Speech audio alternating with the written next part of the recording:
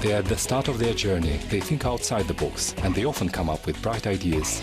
Their projects are innovative, they are a new generation of business people, and their distinguishing features are creativity and enthusiasm. This is the world of startups, the program about IT developers and the industry of startups.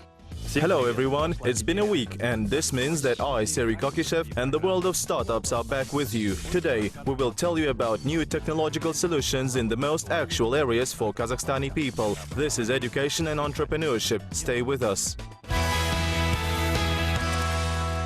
Devices for children. Startups from Astana have developed a multi-touch surface of the new generation. The Vice Minister of Investment and Development of the Republic of Kazakhstan, Rakhim Oshakbayev, will tell us about what types of businesses our country needs. Smartphones have learned to warn about earthquakes. Organs of living creatures have first been printed on a 3D printer, and many more on the selection of news for the past week. Today, the multi-touch system is one of the most popular technologies used in the production of devices. It's used in the production of smartphones, tablets and other sensor gadgets which are already habitual to users. The capital's startups have gone beyond the ordinary function system and developed an interactive panel for children. Have a look at what came out of it in our next episode. The second most popular use of multi-touch system after smartphones are the interactive tables. The technology of sensor data transfer makes the use of such devices simple and practical in cafes, restaurants and services in general. Nevertheless, startups from Astana were able to notice a somewhat different direction, where one could use a smartphone surface. Thus, they started creating interactive tables, useful both for education and business. We've developed a framework that will allow one to use the multi-touch surface in 3 different positions. As an interactive table, it lets 4 to 6 people sit around and discuss some media materials. When inclined, it lets these people discuss some materials while standing. And when installed vertically, one can make presentations, hold some conferences for an audience of 15 to 25 people.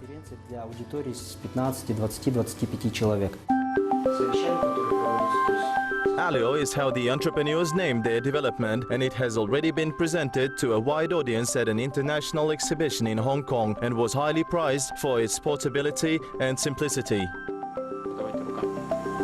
The popularity of the interactive table has also opened other prospects for its use for the startups. The developers have improved the initial model and made it suitable and useful for children. A special operating system was developed for this, the main features of which are development and education of minor users. This way, children can learn languages, play or watch educational videos and movies. At the moment, Alio is being tested in several childcare centers of the capital.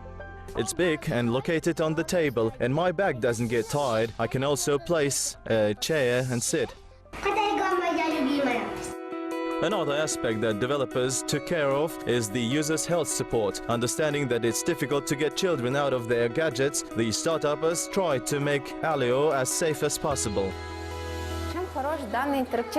This interactive table is first of all great because we can monitor what our child does on it, and secondly, the child works with it from a distance without detriment to his health and most importantly his eyes. It's also good for the ability to select games aimed to a particular age group which the child belongs to. That is to say, all the games are aimed to the child's development and do not cause any degradation whatsoever.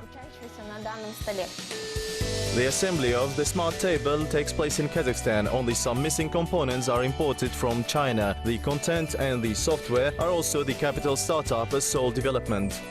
We have invested about 10 million into our project. These are grant funds provided by Astana Innovation, which we received in 2013, and our personal funds at the amount of 2 million tenge that we allocated to promote our product.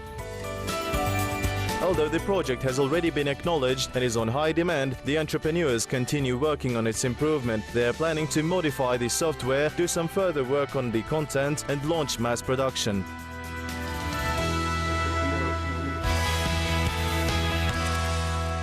условиях At the time of a difficult economic situation, many people stay away from taking risks in launching their own businesses, doubting its competitiveness. We have addressed the Vice Minister of Investments and Development of Kazakhstan, Rakhim Oshakbayev, on what startups would pay back and generate profits. Поскольку в Казахстане очень активно развивается технология электронного правительства, сейчас все больше и больше... Due to the fact that the e-government technology is developing very actively in Kazakhstan, more and more services can be provided by the e-government unified portal, and Kazakhstan now is one of the leaders in the CIS region on development of such technologies and approaches. We're about to launch the Digital Kazakhstan project, which is aimed at increasing the coverage of access to a wide range of areas, distant villages, towns and districts, as well as improving the quality and implementing the so-called service models. That is to say, when the database of separate state agencies is considerably accessible, an AP will be launched allowing private developers to provide various services and applications with the use of information from the state database. That's why this field is developing quite actively, and this approach in particular creates great opportunities for startups by making use of this database and develop or make some business models. Возможности для стартаперов разрабатывать и делать какие-то бизнес-модели с использованием этих данных.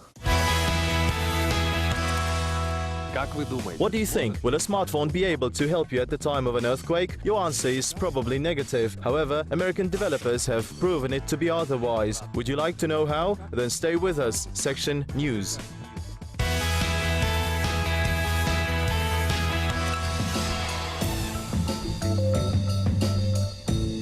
American scientists have developed an app that turns any smartphone into a mobile seismometer. My Sheikh will be able to recognize an earthquake even when the phone is in your pocket or a bag. A special algorithm was developed for this, one that analyzes all types of vibrations and can differ a person's daily movement from a specific vibration during an earthquake. When a quake happens, My Sheikh sends a message to the central server through the mobile network. The center calculates the person's and the smartphone's location, as well as the magnitude of the earthquake.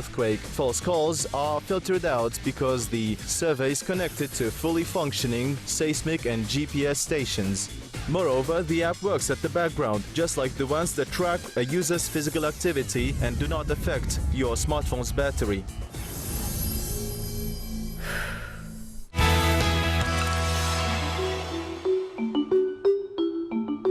Fundraising for a house robot, referred to as Robid, has started at the Indiegogo crowdfunding platform. Just like any other analog, it can detect family members, play with children and pets, carry video surveillance, alarm through a wireless network when family members or strangers come in. This new robot device is different from others due to the possibility to write software for it. This in turn should have a positive effect on the children's education in the basics of programming. Teach Robid to wake up in the mornings, greet loved ones, and amusingly move around the room. All of this is possible. The robot operates on the basis of a single board Raspberry Pi computer with a 4-core processor, 1 GB of RAM and 16 GB of internal memory. There are ultrasound sensors, 9-axis movement sensor, wireless Wi-Fi and Bluetooth modules, an HD camera with LED flash, speakers, microphone, USB ports and 6 to 7 hours of battery life.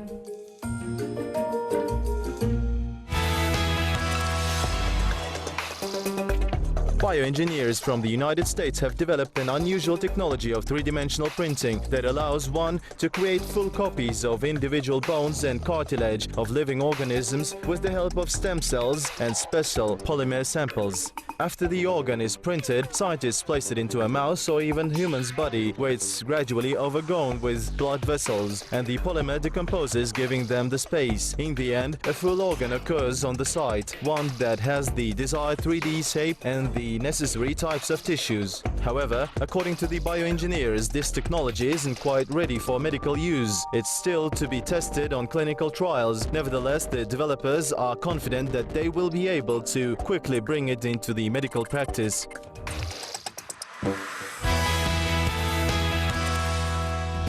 We hope that our today's program was useful for you, and keep in mind to comment and share our publications on our pages on Vkontakte and Facebook. I, Serik Akishev, was with you. Bye. See you right here on Kazakh TV.